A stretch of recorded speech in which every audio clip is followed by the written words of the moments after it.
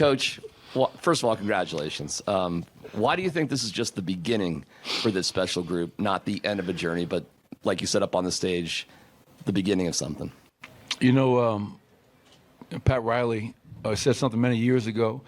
I used to have it up on my board when I was a head coach in Sacramento, and I talked about the evolution in this game and how you go from a nobody to an upstart, and you go an upstart to a winner, and a winner to a contender, and a contender to a champion.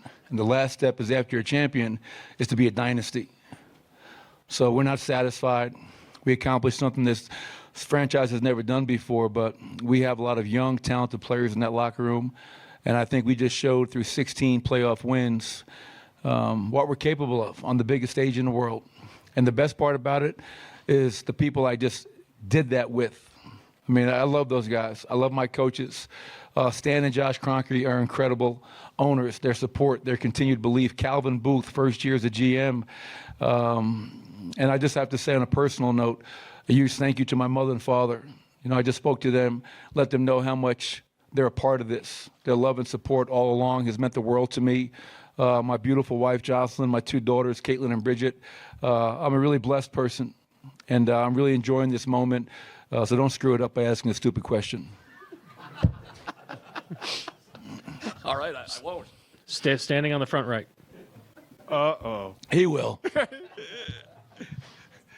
Two things.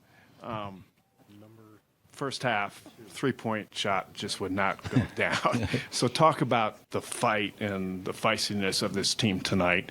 And second, go back to your parents. I know you text your dad all the time. What does it mean for a coach's son to I don't know, do your dad proud by winning this championship? Well, to your point, the first question, foul trouble, Aaron, Nicola, Jeff. I thought DeAndre played a few minutes, but he went out there and did his job. So you couple the foul trouble with we couldn't make a free throw or a three-point shot, and we're down 7 at halftime. And that was my message at the break, kids, was that, you know what? We haven't played well. We've had foul trouble. We can't make a shot. We're only down by 7 points. And what I was most proud about was that throughout the game, if your offense is not working and your shots are not falling, you have to dig in on the defensive end. And I thought our defense tonight was great. The one area that was troublesome was their offensive rebounding. We were defending. We just weren't finishing it off with a rebound. In those last couple of minutes, you know, the clock seemed like it was just moving really slow. And as you realize what you're about to accomplish, you know, it's almost surreal. And what it means for me, you know, growing up, the son of a coach, he was a CYO coach at Precious Blood Parish in Queens. He was a high school coach at Pound Memorial Academy in New York City. College coach, NBA coach, and I just told my mother and father they were not able to be here, but they're with me. You know, they're in my heart. I love them, and they have sacrificed for me, my 3 sisters, my 2 brothers, and they've paid it forward. And I can't thank them enough, and I love them very, very much. Third row in the center. Shane Young with Ford Sports. Coach, what's it say about Michael to have a rough shooting series and game tonight for the most part and still find ways to be effective down the stretch and on defenses particularly? Well, it's a maturation, a continued maturation. And, you know, we all know that Michael didn't shoot the ball as well as we know he can. That's going to happen at times. And this is a great experience for him because I think he realized, as I continue to tell our team, but there are no specialists allowed in this squad. If your jump shot's not falling, do something else to help your teammates. Not yourself, help your teammates. Defending, rebounding, hustling, whatever it may be. But I think it's really important. Let's not judge Michael Porter just on his shooting in the finals. You know, I mean, like, look at Michael Porter's performance in the Western Conference Finals against Phoenix, against Minnesota, and more importantly, throughout the season. So, you know, Michael's only going to get better. And to have he and Jamal back healthy, this is what I really envisioned a few years ago when we got Aaron Gordon. And, you know, sometimes a dream is deferred, and our dream was deferred for a few years, but we stuck with it, and we added the right pieces. A huge shout-out to Calvin Booth and the job that he's done. And, yeah, this is just an unbelievable feeling.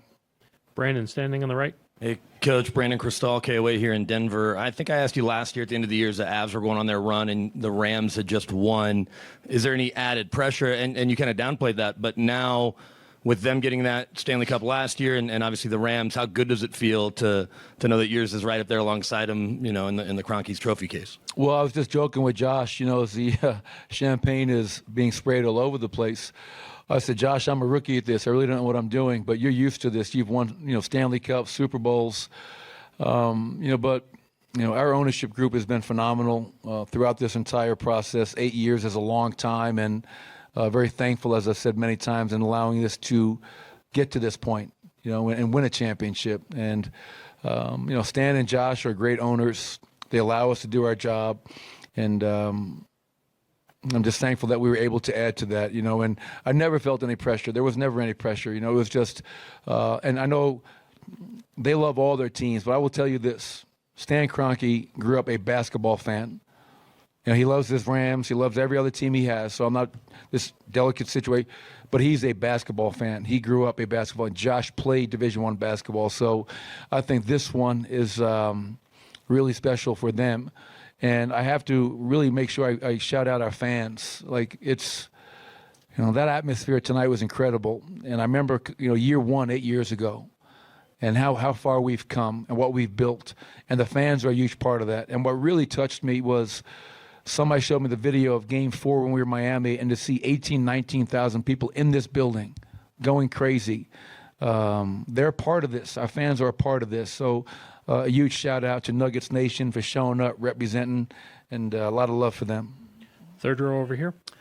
Coach Andy Bailey from Bleacher Report. Nikola Jokic is now one of 11 players with 2 regular season MVPs and 1 finals MVP. How many? One of 11 players in the history of the game. What's it been like to go on this journey, the two of you together? It's been amazing, because you can look at it one of two ways. You can look at it from the basketball perspective, 2 MVPs, finals MVP, world championship, and everything he's done on the court. And then more important for me, you can look at off the court, the relationship, the love that I have for Nikola, his mother and father back in Sombor, Serbia, his brothers Nemanja and Strahina, his wife Natalia and their daughter Ognjena. They're a wonderful family that I've gotten very close to. And I've said this many times before, but Nikola, even tonight, like he's kind of acting like this was like another game. He's never changed with all the success, and he never will. It's just not in his nature. I love Nikola. 8 years. Love Jamal. 7 years. Been through a lot, and just for all of us to stay the course, to challenge ourselves to all get better, collectively, individually.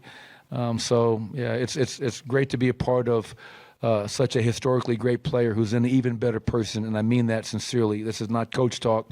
Nikola is just a great man. Mike in the back, and then Chris before Nikola comes in.